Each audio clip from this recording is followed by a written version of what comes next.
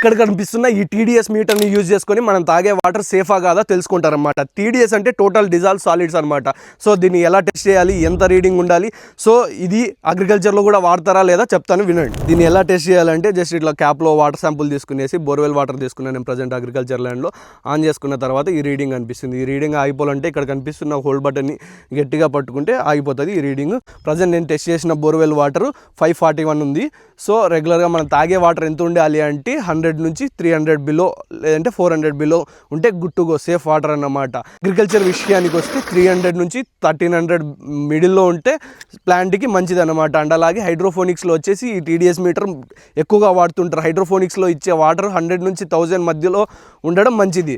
And అలాగే ఈ TDS meter హైడ్రోఫోనిక్స్లో ఏబీ సొల్యూషన్ మిక్స్ చేసి ట్యాంక్లో దాన్ని సప్లై చేసిన తర్వాత రిటర్న్ వచ్చిన వాటర్ని టెస్ట్ చేయడం వల్ల ఎంత న్యూట్రిషన్ ప్లాంట్ తీసుకుంది, ఎంత మనం న్యూట్రిషన్ ఇచ్చాము అన్నది సింపుల్గా ఐడెంటిఫై చేయడానికి డైలీ వాడుతూనే ఉంటారు. సో మన రెగ్యులర్ లైఫ్లో నార్మల్ అగ్రికల్చర్లో కావచ్చు, ఇంట్లో కావచ్చు దీన్ని తక్కువగా వాడతాం. కానీ దీని ధర వచ్చేసి జస్ట్ 200 అనమాట.